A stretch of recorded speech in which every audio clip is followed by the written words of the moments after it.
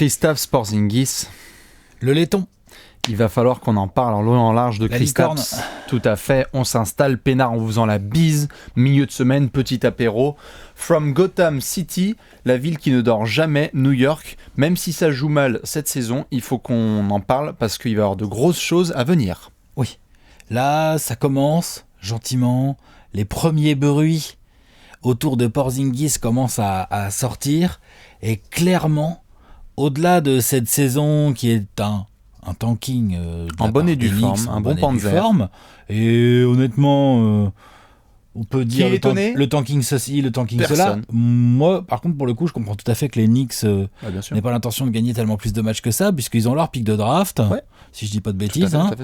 Et que avec l'effectif qu'ils ont, ils peuvent pas non plus espérer. Qu'est-ce que tu veux espérer ? Non, c'est sûr. C'est un peu normal que tu aies un des pires bilans de la ligue, parce qu'avec un effectif pareil, t'es en reconstruction totale autour de nouveau coach. Il y a beaucoup de choses. Bien sûr, bien sûr. Et là, ces derniers temps, on a eu coup sur coup deux bruits, des gros bruits. Bien sûr. Les médias new-yorkais. Soi-disant pas liés l'un l'autre, mais on aime bien les médias new-yorkais. Oui, les médias new-yorkais sont cool parce qu'ils vont tout le temps mettre la pression tout terrain sur ce genre de dossier. Et c'est un vrai dossier. Je veux dire, quand on parle des Knicks de ces dernières années, il y a quand même Porzingis sur la photo principale. Et Pépère, il va y avoir des renégociations contractuelles cet été. Donc là, cet été, Kristaps Porzingis arrivera à la fin de son contrat rookie. Il sera agent libre restreint. Il aura l'éventuelle possibilité de prendre une qualifying offer. LOL. C'est ça. LOL. Bien sûr. D'accord. Oui. De toute façon, on va faire toutes les options du dossier pour vous aider. Tu vois, voilà. Oui, et sinon, il va y avoir plein de possibilités, des gens qui vont peut-être le draguer et tout. Et comme tu l'as dit, franchement, c'est l'inquiétude principale côté Knicks, c'est la priorité, c'est le gros dossier, t'appelles ça comme tu veux, mais... Parce que ça a des implications sur absolument tout, et donc on va parler de ce dossier de différentes façons, ce qui s'est passé jusqu'ici, ce qui va se passer là dans les prochaines semaines et à partir du mois de juillet, pour remettre les choses dans leur contexte concrètement. Porzingis arrive donc il y a 3 ans NBA, il y a une première saison qui est en tout terme de l'ordre du phénomène, c'est-à-dire qu'il arrive en ayant été sélectionné par Phil Jackson. Après s'être fait huer à la draft. Tout à fait, le phénomène, Porzingod, les maillots sont achetés, tu sens le potentiel, et donc la première saison se passe bien, il y a plus de 70 matchs je crois qui sont joués, pas de problème physique vraiment énorme à détecter. La deuxième saison, il commence à y avoir quelques petits pépins à droite à gauche, on va en reparler aussi parce que c'est un dossier qui fait flipper aussi New York.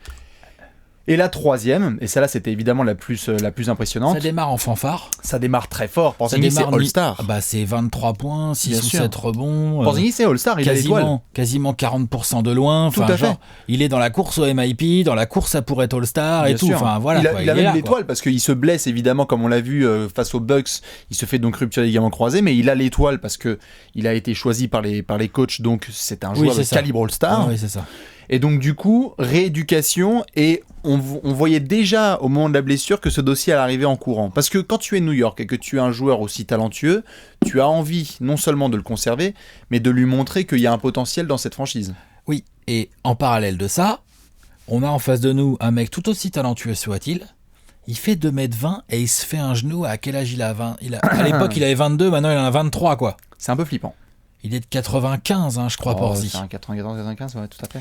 Donc, t'es le staff new-yorkais, t'es aussi en droit de te demander, attention, est-ce que... Donc, c'est de là que sont nées les rumeurs récentes. Est-ce que je mets le max tout de suite, là, comme ça, paf, c'est ça, sur Kristaps Porzingis, alors que là, au moment où on parle, ça va bientôt faire 1 an qu'il n'a pas foutu le pied sur un terrain, grosso modo. Tout à fait. Et qu'il n'est pas question pour l'instant de le revoir avant au mieux le mois de février, et on verra, ça se trouve, on le verra même pas de l'année. Ouais, la vraie update là-dessus, c'est vraiment prochaine update autour du All-Star Weekend, et très forte chance pour que les Knicks mettent shutdown sur toute la saison. Moi aussi, je pense que c'est comme ça que ça va se finir, ou alors ils vont lui faire jouer quelques matchs en mars. Il peut y avoir voir. Tout à fait, il peut y avoir à la Paul George à Indiana qui était revenu de blessure et qui avait joué du 1er au 10 avril. Peut-être un truc 6 matchs. Bon. En tout cas, clairement, t'es le staff dirigeant, tu te dis bon, ils n'ont pas le choix cet été. Ils peuvent pas repousser le problème. Je crois pas une seule seconde dans la qualifying offer. Non. Et je crois surtout que va y avoir des franchises qui vont débarquer, qui vont faire allô Kristaps, nous on te le met le max. Tout à fait. Nous on te le met. Hein. Bien sûr. Et donc il y a plein de franchises qui seraient prêtes à mettre le max. Il y a aussi le camp Porzingis où lui se considère comme un joueur max, c'est-à-dire que certes il y a une blessure, mais on est aussi en 2019. Il y a plein de joueurs qui reviennent du rupture des carons croisés. C'est une licorne. Il y en a qui reviennent pas aussi. Il y en a qui reviennent pas et des mecs. Tout à fait. Et comme on l'a dit, les mecs de 2m20 qui galopent comme ça, c'est flippant. Ce qu'il ne faut pas oublier non plus, c'est que Porzingis, il est de la même draft que notamment tout ce qui est Karl Anthony Towns et compagnie, et que ces copains-là, qui n'ont pas eu de problème, eux ont été prolongés en octobre dernier. Donc les Knicks ont pris le pari de ne pas forcément prolonger, notamment pour une raison financière, pour ceux qui ne le savent pas assez simple, c'est qu'en ne le prolongeant pas là, tu te permettais d'avoir 10 millions de plus potentiel dans le cap pour être attractif sur le marché des agents libres. Voilà. Puisque 2019, les Knicks ont envie quand même d'être, même si c'est un peu la merde, t'as envie non seulement de potentiellement garder Porzingis, mais surtout être attirant pour des mecs que je ne citerai pas, Kevin Durant. Bien sûr, on va pas le citer, Kevin Durant. Du tout. Ah non, c'est pas comme s'il avait dit que son animal préféré c'était les licornes. Tout à fait, ou les serpents. Ouais. Et j'adorais la couve du Daily News le lendemain et tout. He didn't say no. Oh my god. On a mis des billboards. Les mecs, ça a tellement créé la merde que Draymond l'a traité de plage. Ouais. Bien sûr, bien sûr. Non, incroyable. Bien sûr. Bref, pour ceux qui n'ont pas suivi, donc Kevin Durant s'est fait interviewer sur les licornes et il a dit que les licornes c'était très joli, que c'était très beau et que jouer avec un joueur comme les licornes ça joue bien au basket et que jouer avec une licorne, il se dit pourquoi pas. Bien sûr. Et qu'il trouve que les serpents, les licornes, tout ça, ça va bien ensemble. Ça va bien ensemble, bien sûr. C'est des animaux qui cohabitent super bien, tout à fait. Notamment à New York. Ouais, tout à fait. Non, c'est sûr. Et donc ça joue. Attends, ça joue énormément dans les décisions des Knicks. Dans les décisions des Knicks, dans la tête de Porzingis aussi. Porzingis, tout à fait. Parce qu'il y a la franchise et le joueur qu'il faut séparer. C'est quoi les scénarios ? Bon là, il va rien se passer avant l'été, on est d'accord. Il va rien se passer. Là, je vois pas les Knicks lui mettre une prolongation maintenant max. Non, la seule chose, tout à fait, la seule chose qui peut se passer, et on va en effet le développer, c'est qu'il puisse y avoir en coulisses, en off, la mise en place d'un potentiel deal en commun accord pour que la prolongation se fasse sans réflexion ni doute dès le 1er juillet. C'est-à-dire que tu communiques un petit peu, pour éviter quand même que la NBA te gaule, tu communiques un petit peu pour être sûr que ce soit pas non plus la surprise totale quand tu débarques en juillet et que tu fais on voulait pas trop te mettre le max, en fait on n'est pas très chaud. Oui, donc là c'est les bruits qui sortent là. Les bruits qui sortent, qui disent les Knicks se tâtent à mettre le max à Porzingis. C'est tout ce qu'ils disent pour l'instant, les bruits. Donc ils disent rien, et en même temps ils disent plein de choses. Tout à fait, c'est comme d'habitude. Oui, Stéphane Bondy et toute la clique du New York Daily News. Qui nous parle évidemment un journal très fiable. Non, ça va, ça fait le boulot. Je suis un bâtard. Ouais, Stéphane Bondy, ça va, ça fait le boulot avec Begley et compagnie. Ça va. Après, des fois, ils ont tendance à gonfler un peu Yann Begley, des fois. T'habites à New York, mon gars. Yann Begley, des fois, il fait. Non, mais personne ne touche. Oh là, mais c'est un loft de 200 mètres carrés. En fait, c'est un studio de 30 mètres carrés. Personne ne. Yann Begley. Tant que Franck Isola travaillera à New York, vous êtes peinard.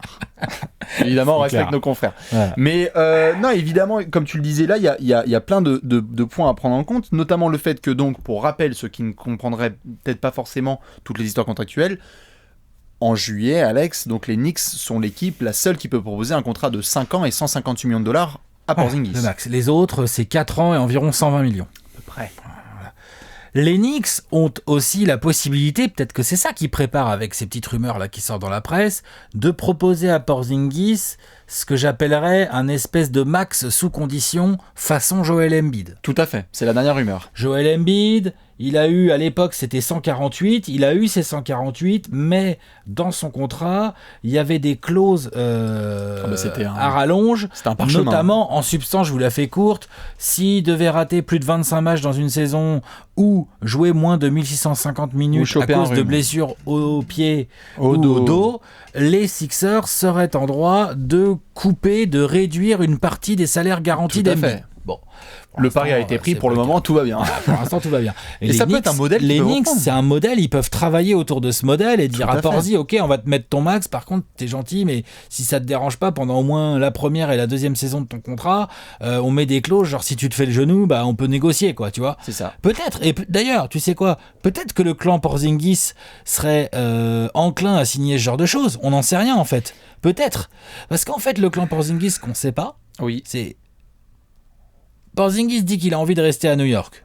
Il y a double discours. Mais il dit aussi qu'il veut gagner. Il y a double discours. Il y a j'adore New York, je veux faire un carrière là-bas, et en même temps, l'argent c'est pas important, mais quand j'étais petit, je disais que je voulais gagner grave d'argent, et en même temps, j'ai envie de gagner des matchs. Donc le mec veut être champion NBA, il veut le max, Et il veut rester à New York. Ce qui va nous mener à une grosse question.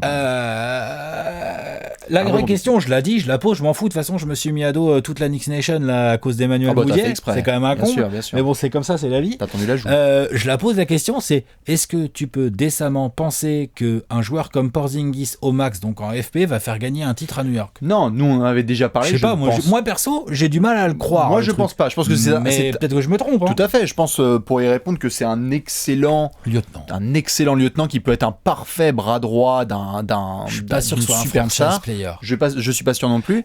Mais le problème c'est que dans le clan.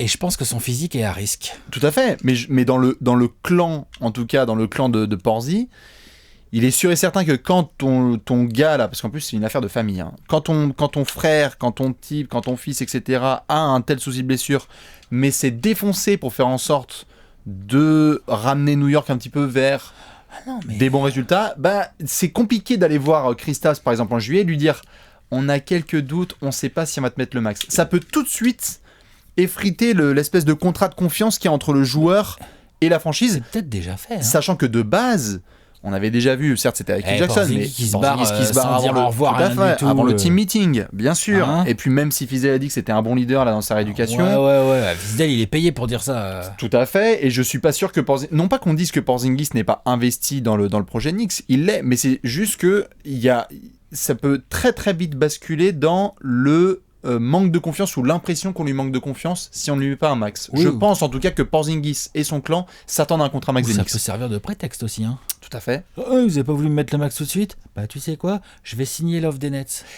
Et c'est là qu'on en vient aux autres équipes. Non mais tu vois. Tout à fait. Parce qu'on en parlait en off, Sean Marks, le 1er juillet, il envoie un fax en Lettonie. Hein. Ah bah c'est son... Bonjour. En plus c'est sa passion. Hein. Bonjour. Otto Porter, Tyler Johnson, Allen Crabbe, tout ce qui est... Bonjour, bah je mets 120 millions sur 4 ans pour Porzingis. T'es restreint? Il vient quand il veut. T'es restreint? Il y a pas de souci, il vient quand il veut. Alors évidemment on va parler de toutes les équipes, mais...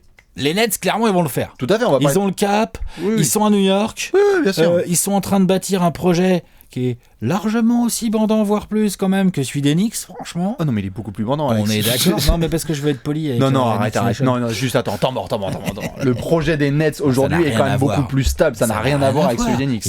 Et tu sais quoi? À l'instant T, il y a plus de talent à Brooklyn. Oui, bien sûr. Tu mets Porzingis à Brooklyn avec un Caris LeVert qui est revenu de blessure, avec un potentiel D'Angelo Russell que tu as re-signé entre 15 et 18 patates l'année, et tu fais une raquette Porzingis, Jarrett Allen. Bien sûr, avec et tout. Non, mais juste, il n'y a pas de débat. La meilleure équipe de New York, c'est Brooklyn. Pour peu que Kevin Durant, ils se disent, mais moi, Brooklyn ou Madison Square Garden, je m'en fous, ce que je veux, c'est une licorne. Tout à fait. T'as ton poste 3. Tout à fait. Tout à fait. Maintenant, avant de les fans des Nets. Ils sont en train de faire des plans, là. Ils vont pas dormir. Ah bah, vous n'allez pas dormir. Mais une semaine. Avant de faire les plans, évidemment, sur toutes les équipes, rappelons quand même la règle primale en NBA, c'est que, comme tu le disais là, certes, les Knicks peuvent ne pas proposer de max, mais quelle que soit aussi ce sera aussi une bonne option pour les Knicks de laisser potentiellement une franchise mettre le max à Porzingis et matcher. Et tu matches. Mais on en revient. T'as 48 heures pour matcher, tu le matches. Certes, il y a un problème de confiance après. Parce on en revient à ce que tu disais. C'est-à-dire que tu t'es pas positionné en premier. Tout à fait. Est-ce que maintenant ça va faire chier Porzingis plus que ça? Est-ce qu'il y a un truc intermédiaire? Est-ce qu'il y a... Il y a les contrats courte durée. Oui, exactement. Est-ce qu'il y a au 1er juillet New York qui met, donc quand je dis New York, c'est les Knicks, qui mettent sur la table de Porzingis genre un 2+1. 3 ans max plus une en option joueur. Ou 3 ans max, dont une en option joueur. Ok, ou dont, ouais. Ouais, tu peux, tout à fait. Ça pourrait être une sorte d'in-between. Et le clan Porzingis laisser susurrer que ça pourrait être... Du coup, c'est combien ça? C'est c'est 90 sur 3. Ouais, voilà, c'est ça. Tu vois, un truc comme ça. Pourquoi pas? Mais il y a beaucoup de franchises en effet, et c'est là qu'on peut faire la liste, parce qu'il y a plein de franchises qui se frottent les mains en espérant donc la chute des Knicks et que la rupture soit totale entre Kristaps et New York. Tu parlais là des Nets, évidemment c'est les premiers, c'est les mieux placés, parce que Porzingis veut rester à New York et veut un projet. Ouais. Donc t'es content. Les Mavs? Dallas, en fait, prenez toutes les équipes qui ont du cap. Donc cet été, il y a Dallas forcément qui va se mettre dessus, Luka Doncic, Rick Carlisle. Voilà, aura des arguments. Hein. Dire que j'aime bien le fait qu'il va potentiellement rester au point de sa retraite, mais dire qu'il va rester au premier rang avec Mark bien Cuban sûr. et Michael Finney. Même bien l'entraînement, Dirk et tout. Et alors s'il y a Kristaps qui est là et qui s'entraîne au tir avec Dirk et Holger Geschwinder. Premièrement, attention, bien bonjour, sûr, hein. et dont c'est l'idole de jeunesse avec Carmelo Anthony. Bon, ça c'est notre histoire. Non, mais non, bien sûr, tu peux avoir les Mavs qui vont se positionner dessus, puisque Dallas va avoir beaucoup de cap. Tu auras des des équipes vraiment que je prends au sérieux. Il y a les Clippers aussi. Les Clippers et les Lakers même. Enfin, je veux dire, de toute façon, les deux franchises de Los Angeles auront du cap cet été. Il a dit quoi, LeBron, sur les licornes, lui? Je sais pas, mais par contre, je sais que si lui, il commence à voir KD, Klay Thompson, Kyrie Irving, machin, quand il commence à voir les agents libres qui vont commencer à se faire signer, soit prolonger, soit signer ailleurs, Porzingis, Porzingis tu vas voir Magic avec truc. De toute façon, Porzingis, honnêtement, c'est un joueur, il peut fonctionner dans quasiment toutes les équipes NBA. Dans la NBA actuelle, s'il tient sur ses deux cannes, bien sûr. Tu as les deux équipes de Los Angeles, vraiment. Vous, les Suns, vous avez du cap, mais on va pas l'intéresser. Mais le projet Suns n'est pas fiable pour le moment, en tout cas. T'es poli, c'est bien. Je reste poli parce qu'on sait jamais. C'est la grosse merde, le projet des Suns. C'est de la merde, bien sûr. Le projet, non, je sais pas. Le jeu. Oui, voilà. Je vois pas comment ils sont attractifs. Je me permets, les Kings, même si on est en retard, Hawks et Suns sont dans le bas de on a du cap mais on va pas être attirant. Bah ouais, c'est clair. Les Kings pourraient se positionner. Après, tu vas clairement pas lui dire tout de suite droit dans les yeux, gars, mec, on vise la finale de conférence tout de suite, quoi. C'est un peu compliqué. Surtout que no disrespect envers les joueurs de Sacramento aujourd'hui, mais Kristaps arrive demain, c'est le meilleur joueur tout de suite quand il arrive. Et ce que je veux dire par là, c'est que dans plein de franchises aussi, mais si tu prends un exemple comme Dallas, par exemple, est-ce que ce serait pas par hasard le bras droit d'un mec comme Luka ? En tout cas, alors c'est pas si simple. Moi, tu vois, c'est pas simple, mais je trouve que c'est pas un exemple facile parce que c'est pas sûr, justement. Non, bien sûr, c'est pas sûr. Demande à voir. Sur le papier de ce qu'on voit de la saison rookie c'est un peu tôt, de Luka Doncic, on se dit oui, Luka Doncic, ça sent le franchise player à plein nez, et on vient de dire que Porzingis dans un rôle de lieutenant scoreur serait chambé. Mais c'est quand même pas si évident. C'est compliqué, c'est pour ça qu'il y a aussi Porzingis l'accepte. Bien sûr, c'est pour ça. Je pense qu'il accepte. À Brooklyn, c'est le meilleur joueur, Porzingis. Oui, bien sûr. Bon, sauf si tu ramènes un Snake avec. Un Snake qui arrive en courant, bien sûr. Et à Los Angeles, évidemment, là, aux Lakers, il y a LeBron. Et aux Clippers, ça se joue. Ouais. Mais non, bien sûr, mais les deux lieutenants, ce serait donc du Luka ou du LeBron si tu signes dans une équipe qui te permettait. Parce que juste c'est ça aussi qu'il faut réaliser aussi. On en avait parlé, je crois, avec d'autres joueurs. C'est les gars qui veulent essayer d'avoir de la thune et la possibilité de gagner. Gros, va falloir aussi que tu comprennes que si tu intègres une équipe comme ça. T'es en train de mettre une punchline à Chris Paul, toi. Décidément, c'est vraiment un running gag.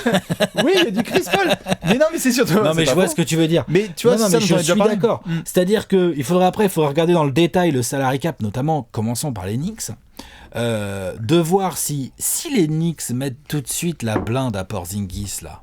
C'est quoi leur marge de manœuvre derrière ? Parce que mine de rien, Kanter, ça va se finir. T'as encore Tim Hardaway. Il est là encore la semaine prochaine. Tu vois, voilà. Ouais. Ça, c'est encore autre chose. Non, mais Courtney, tout ça, non, mais ils vont dumper les Knicks dès qu'ils ont de la marge, ils peuvent. Mais si tu veux. Donc, mais après, il faut avoir de la marge pour entourer Porzingis. KD. Oui, sauf que KD, il est agent libre, donc il faut le payer dans le cap. Hein. Ouais, bien sûr. Donc là, les Knicks ont un avantage sur pas mal d'autres équipes, c'est qu'ils peuvent payer Porzingis avec les bird rights, et ils peuvent avoir pris un agent libre juste avant. C'est ça. Ça, c'est pas mal. Ça peut être un des plans d'attaque de Steve Mills et compagnie, bien sûr. Scott Perry. Ça peut être de dire à Porzingis, laisse-nous 2-3 jours, on va te faire péter un gros agent libre, et derrière, on va te mettre ton max dans les bird rights. Ouais. Non, bien sûr. Tu vois ? Tu posais la question tout à l'heure par rapport, et sur laquelle on veut bien votre avis, tout à fait, sur le côté... Kristaps Porzingis, franchise player ou pas, je pense qu'on est tous les deux d'accord pour le dire que c'est plutôt un. Il est encore jeune, mais ça sent quand même plus ça sent quand même le bras droit, le gros lieutenant. Bien sûr. Moi, la question qui vient après celle-là, c'est surtout que devraient faire les Knicks. C'est quoi le plan idéal ? Parce que est-ce que Alex, on va pas non pas se foutre de leur gueule, mais est-ce qu'on va pas se marrer s'ils mettent 158 sur Porzingis? Non, on va pas se marrer. Je pense pas non plus. On va dire que c'est risqué à cause des genoux d'un mec de 2,20 m. Et si dans 2 ans il se fait les genoux, on va tous dire « Ah, c'est Sonics, quoi. Ils ont payé un mec super cher qui se blesse. » Voilà ce qu'on va dire. Mais est-ce qu'on va pas encore plus se foutre de leur gueule s'ils arrivent pas à le garder ?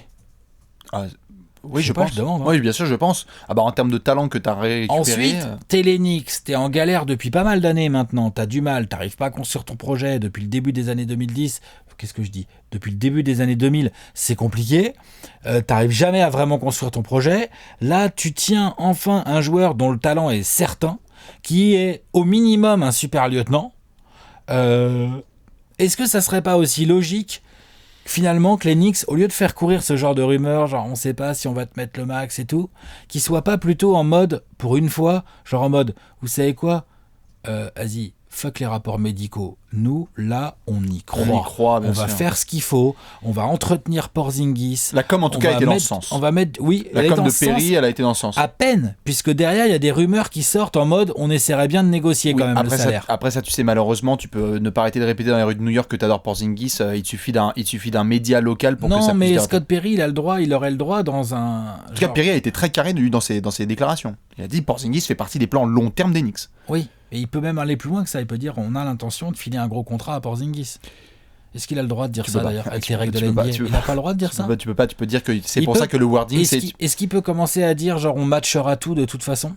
Tu peux dire. Ça, j'ai déjà vu des managers le dire. Bien sûr, tu peux. Est-ce qu'il a le droit déjà ou faut qu'il attende les options qui se lèvent et tout ça? Tu peux, en fait, tu peux. Tout à fait. Tu peux contourner des questions qui te sont posées. Tu peux faire du jeu avec certains reporters. C'est-à-dire que tu peux dire est-ce que vous pensez que Est-ce que vous n'êtes pas effrayé que des franchises se placent sur Porzingis dès le mois de juillet? Et tu peux dire je vois pas de quoi tu parles, je vois pas de quoi vous parlez puisqu'on va tout matcher. Voilà, ça tu peux en soi. Voilà, les Knicks peuvent. Moi personnellement, j'aimerais bien. Je pense qu'une pour moi, ce qui devrait faire, franchement, c'est quoi qu'il arrive, quoi qu'il en coûte, garder Porzingis. Oui, voilà. Mais alors pour moi vraiment tout à fait. Là-dessus. Mais là, on n'est peut-être pas d'accord et on va voir justement. Je veux bien ton avis là-dessus. C'est sous quelle forme, quel deal, quel contrat, quelle durée, quelle mention. Tu vas discuter avec le clan Porzingis, tu regardes ce qu'ils veulent. Si le clan Porzingis te dit, genre, je veux absolument le max et je veux 3 ans avec une player option parce que comme ça on voit ce qui se passe, on avance ensemble et tout. Ça, j'aime bien ça. Tu dis oui tout de suite. Moi, j'aime bien ça. Si le clan Porzingis te dit, je veux absolument le max sur 5 ans. Parce qu'il vient d'avoir une grosse blessure et qu'il faut se protéger. Tu dis oui, mais on met des conditions de blessure et de nombre de matchs joués à la Embiid. Mais t'acceptes. Tu lui mets son 158. Tu lui mets son max. Tu lui mets une offre sur laquelle les autres équipes ne vont pas pouvoir s'aligner. Tu vois ce que je veux dire? Si tu commences à négocier le montant du salaire, tu ouvres la porte à des Sean Marks de Brooklyn, à des Mark Cuban de Dallas. Match quand même. Oui, mais c'est pas pareil au niveau de la mentalité, dans quelles conditions tu mets le joueur. Bien sûr, mais à ce moment-là, c'est ça que je veux dire. Tout à fait, mais c'est là que ça va être très intéressant aussi de voir le management de New York parce que certes, ça pourrait faire chier, mais est-ce que tu poses pas tes couilles sur la table là si tu penses comme nous que Porzingis n'est pas forcément un joueur qui peut t'emmener là d'ici 3 ans jusqu'au final de conférence Est? Est-ce que tu peux pas aller aussi le voir et lui faire gros? Si t'as envie justement de gagner là et d'avoir des sous, mais laisse-nous un peu de cap quoi. Laisse-nous un peu de cap et quand on va montrer aux autres que toi t'es dans le projet et que t'es là long terme et que Knox par exemple ça se développe bien ou Franck ou d'autres joueurs par exemple qui sont autour, genre tu peux pas demander tout quoi. Tu peux pas nous dire je veux un projet compétitif mais en même temps je vous bouffe tout votre cap parce que moi honnêtement, est-ce que Porzingis qui est autant payé que Towns et Embiid, ça me va, je suis pas sûr. Par exemple, tu vois, dans ce registre des intérieurs qui ont été grave prolongés là en sortie de leur draft. Moi, j'aurais potentiellement ce discours-là en disant... Avec sa blessure, c'est compliqué. En disant potentiellement, gars, laisse-nous un petit peu de marge, quoi. Il leur faut de la marge, les Knicks. Il leur faut... Par contre, du coup, s'ils font ça, il faut faire péter un gros agent libre. Et oui, voilà. Donc tu commences par quoi d'ailleurs cet été? Pour montrer... Kevin Durant. Non, pardon. Tu commences par quoi? Tu prolonges Porzingis et ensuite tu vas avoir de l'agent libre? Tu discutes avec Porzingis en lui disant que tu es en train d'essayer de faire signer un gros agent libre et que idéalement il faudrait qu'il signe après. Il faudrait qu'il signe après pour les bird rights. Ouais. Parce que je sais pas comment ça marche exactement, mais je pense que, en tout cas, ce que je sais, c'est que tous les agents libres qui viennent de l'extérieur, il faudra les signer dans le cap. Là, alors que Porzingis, tu peux le signer avec les bird rights. Et que New York, la luxury tax, ça leur a jamais fait peur. Tu vois? Ça, pour le coup, par contre... Dolan, ça c'est vraiment pas... Tu vois? Donc bon, non, voilà ce que je ferais. Moi, j'attaque Kevin Durant direct. Je mets le max sur autant d'années qu'il veut. T'attaques KD, Jimmy Butler. KD. Jimmy Butler. Mais KD, c'est quand même au-dessus. On est d'accord. Chose, quoi. On est d'accord que ce n'est même pas la même stratosphère. Mais j'essaie juste de voir le paysage des joueurs que les Knicks... Par exemple, là, si tu regardes les agents libres là, qui vont arriver en 2019, les gros, là, tu vois, parce qu'on peut faire la liste. Kyrie, on enlève. Oui. Ça a dit Boston. Normalement, oui. Je crois pas à Klay Thompson. À moins que ça soit Danny Ainge qui veuille pas filer le max à Kyrie. Attention avec l'autre. Ouais, bon. Il est capable de faire le con. Vu les déclats de Kyrie. Quand ils vont se faire sortir en demi-finale de conf, là. Ah, putain, tu vas te mettre les Celtics à dos maintenant. Tu te calmes. Si jamais ils font pas au moins aussi bien. T'as dit quand, pas si. Je rappelle que l'année dernière, les mecs sont allés en finale de conf. Faut faire au moins aussi bien. Bien sûr. Bah, ça va pas être si simple. Tu enlèves Kyrie de l'équation. Tu enlèves par exemple peut-être du Klay Thompson, on verra, mais peut-être sortir de l'équation parce que c'est pas un franchise player, Klay Thompson. Fait, non, mais je fais la liste des agents libres. Pour moi en tout cas. Mais je fais la liste des agents libres que tu peux aller essayer de driver. Kawhi Leonard. Je pense pas. Bah, n'empêche que tu peux essayer de le draguer. Tu peux essayer de le draguer, mais je ne pense pas. Je pense que si ça rien bouge, qui t'interdit de lui faire l'offre. Tout à fait. Franchement, on est d'accord sur le fait. Kawhi Leonard. Je pense que Kawhi Leonard, s'il bouge, ne serait-ce que de Toronto, c'est pour retourner au Bled, à Los Angeles. Il va faire les finales NBA avec Toronto, puis après il va aller jouer chez les Knicks. Ça fait mal au cul quand même. Surtout que Kawhi il aime bien remporter des matchs. Et que je suis pas sûr que l'extra passe pour Franck, elle serait belle dans le corner. Avec tout le respect que j'ai pour Franck. Donc KD, Jimmy Butler. Ouais. DeMarcus Cousins. Ouais, DeMarcus Cousins, ouais. N'empêche, il va être agent libre, lui. Hein. C'est un peu limité. Lui, il y aura peut-être moyen de l'avoir en dessous du max en plus. Ouais, bien sûr. DeMarcus. Après, DeMarcus et Christ. C'est bizarre, hein, par contre, DeMarcus Kristaps. Oh la vache. C'est bizarre, je suis d'accord. Il n'y a pas non plus énormément d'options. Il faut que tu mettes tout sur KD. Faut que tu mettes tout ton plan de bataille sur Kevin Durant. Genre, gars, tu vas te refaire ton image. Et tu vas avoir un bête de lieutenant en Porzingis. Ouais. Tu peux le vendre le plan à Kevin Durant. Ouais, et t'as pas à défendre. Gros, tu veux ta team. On va te mettre là, on t'offre pas une team, on t'offre une ville. Une ville. Ah ouais, on t'offre le plus gros marché des States. Basket. La ville du basket. Le plus gros marché. J'aime bien Los Angeles. Non. J'aime bien Boston. J'aime bien Portland. Hein. J'aime bien Charlotte. Et la ville du basket, c'est New York. Il faut se rendre compte que... c'est New Tout à fait. York. Il faut se rendre compte aussi de ça d'un point de vue marketing. Ça sera très intéressant cet été. Et je pense que ça joue pas mal aussi dans la négociation des joueurs. C'est qu'avec le départ notamment de LeBron l'année dernière, sur le premier créneau horaire qui est donc 7 Eastern Time, donc 1h du matin à peu près, il y a un spot de libre en termes de marketing. Il n'y a plus de superstars. Je veux dire, il faut attendre... Il y a Kawhi de temps en temps. Tout à fait, mais il faut... On est au Canada. Enfin, je veux dire, tu vois... c'est pas pareil. On est au Canada, donc c'est compliqué en termes de marketing parce qu'on connaît le marché américain par rapport à Toronto. Il y a Kyrie à Boston, mais c'est pas le même level, en tout cas, de surperformance et de classement MVP. Et il y a un créneau à prendre de superstar. Ce qui est assez intéressant, c'est que du coup, ce qu'on est en train de dire là aussi en substance, c'est que les Knicks et les Nets vont être en concurrence sur deux énormes agents libres. Ça serait génial. Ça va être énorme. Parce que moi, je pense que ça peut être très drôle. Les Nets, quand ils vont téléphoner à Kevin Durant, tu sais Kevin Durant, il va écouter ce qu'ils ont à dire. Hein. Rejoins la meilleure franchise de New York. Hein, Brooklyn, là aussi, il y a de la belle hype. Hein. Bien sûr. Tu vois, il y a des mecs autour et tout. Il va écouter. Je sais pas ce qu'il va faire, mais il va écouter. Après, c'est moins symbolique que les Knicks. Après, il y a différence entre le centre de loisirs, entre guillemets, de Fisdale, qui est ami avec absolument la terre entière, et Kenny Atkinson, qui demande le travail. Ouais. Ça joue, ça aussi. Hein. Et puis, il y a une différence aussi dans Kevin Durant, son espèce de quête anti-Lebron, là. Genre, il pourrait se foutre aux chacun Knicks dans un gros marché. contre les Lakers. Tu vois ce que je veux dire?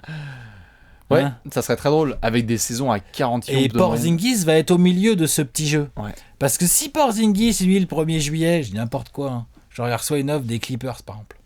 Puis il la signe parce que ça lui va bien, en fait, parce que Doc Rivers, il est venu lui expliquer que ça allait être charmé. Qu'avec Boban, c'est de la balle. Qu'avec Boban, ça va être de la balle. Et que Tobias Harris, il est d'accord pour jouer en 2, et puis Gallinari va jouer en 3. Enfin, tu te calmes. J'en sais rien, mais tu vois ce que je veux dire. Genre, tu vois, voilà, Doc Rivers va lui faire un bon pitch bien motivant et tout. Tu vas venir bouffer chez moi tous les samedis soirs et tout. Tu vois, mon fils est hyper sympa et tout. Bref, voilà. Donc, non, mais tu vois bien. Eh ben, n'empêche que ça peut jouer. Si Porzingis, lui, rentre, parce que pour l'instant, on l'a pas vraiment entendu, Porzingis, sur le sujet, là, ces derniers mois, là. Non, il a été... Il a été scred. En septembre, si je dis pas de bêtises, en septembre, il laissait un petit peu sous-entendre qu'il était curieux de voir ce que ça allait donner là avec Fisdale, avec la nouvelle direction, avec Kevin Knox, etc. Je pense qu'il est plus dans le doute que dans le... Ah ouais. Depuis qu'il a dit ça, il a rien redit d'autre. Il a rien redit. Donc on va voir aussi comment parce qu'il va être questionné. Les journalistes vont essayer de le pécho, là, ça c'est sûr. Ah bah le Star Break. On va voir aussi ce qu'il va raconter. On va voir ce que ça c'est. Mais en tout cas, oui, ça va être intéressant. Après, pour répondre à ta question de ce que doivent faire les Knicks, pour moi, les Knicks, ils doivent pécho Kevin Durant et faire tout ce qu'ils peuvent pour garder Porzingis. Oui, bien sûr, mais avant ça, juste par rapport à Porzingis, donc tu le gardes. Oui. Au max. Oui, quoi qu'il en coûte. J'ai rien à foutre. Tant pis, tu gardes. À voir. Moi, je mets le haut là. En bird rights. C'est toi qui l'as drafté. C'est un super joueur que tu le payes. Qu'on me comprenne bien. Hein. C'est un super joueur Porzingis. Ah putain, 2m21 avec un problème comme ça, Tu le payes. Ok. Bon. Tu le payes. Eh ben, moi, je connais ta décision. Vous connaissez la mienne. Balancez la vôtre. Évidemment, les fans des Knicks, on vous fait la bise. Dites-nous ce que vous voulez faire sur le dossier Porzingis. Prochain update donc en février pour voir ce que ça donne au niveau médical. Et peut-être en fin de saison, quelques minutes de jeu. À voir. Nous, on se donne rendez-vous en juillet. Bon courage les Knicks. Allez, vive les licornes. Allez.